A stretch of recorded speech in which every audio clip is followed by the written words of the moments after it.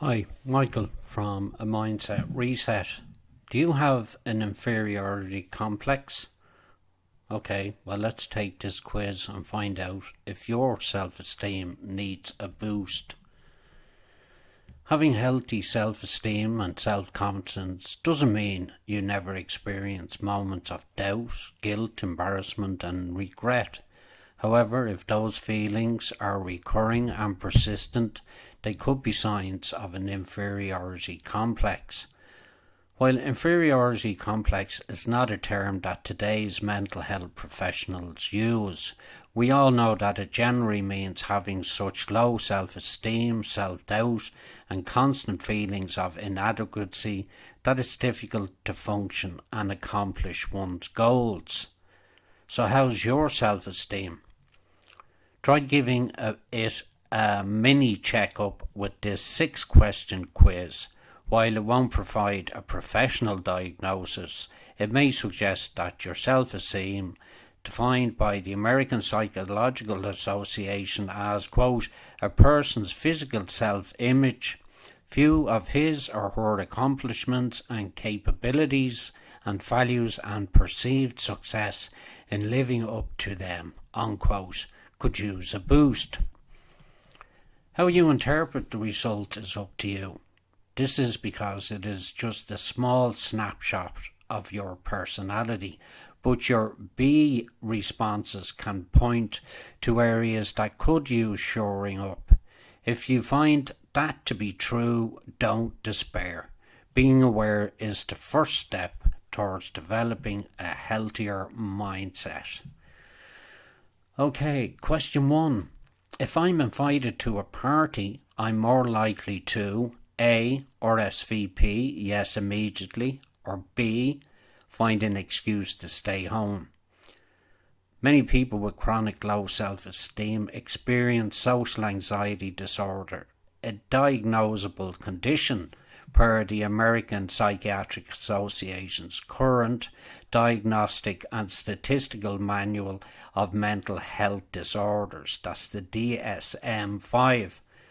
Also known as social phobia, it's marked by extreme discomfort in classes, parties, work gatherings, and similar situations due to an intense fear of being judged or rejected by others. A more deep-rooted condition, avoidant personality disorder, similarly causes intense feelings of nervousness and fear of disapproval, embarrassment, or ridicule that lead a person to avoid group activities and contact with others, according to research published in March 2018 in the Journal of Psychological Research and Behaviour Management. Okay, question 2. When it comes to good fortune, I'd describe myself as A. extremely lucky, B. a bad luck magnet. People with chronic low self-esteem sometimes cope with their uncomfortable feelings by blaming external factors such as bad luck for their perceived mistakes and failures.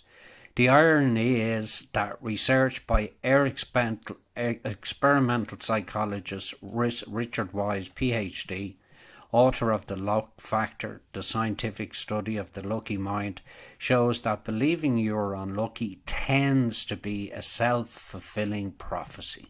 In other words, the unluckiest people of all are those who, like someone with an inferiority complex, expect to be unlucky. Okay, question 3. My preferred method for staying in shape is A. signing up for a class or joining a team. B. going solo by taking a walk or using a workout video.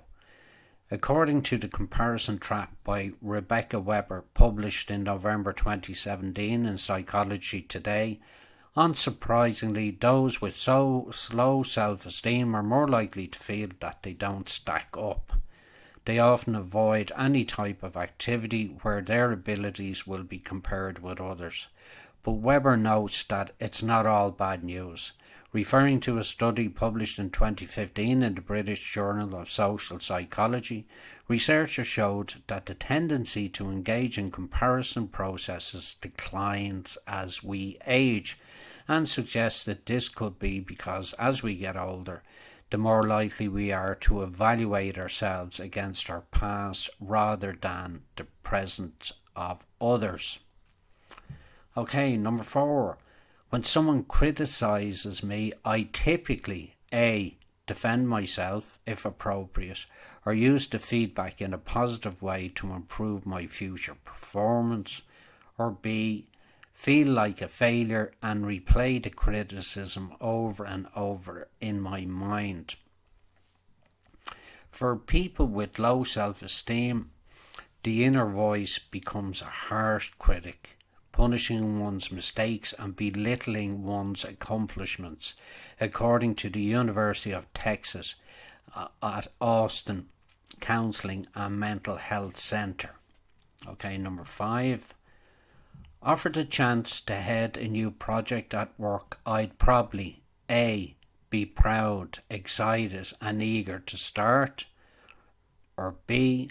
try to turn it down by saying I'm too busy.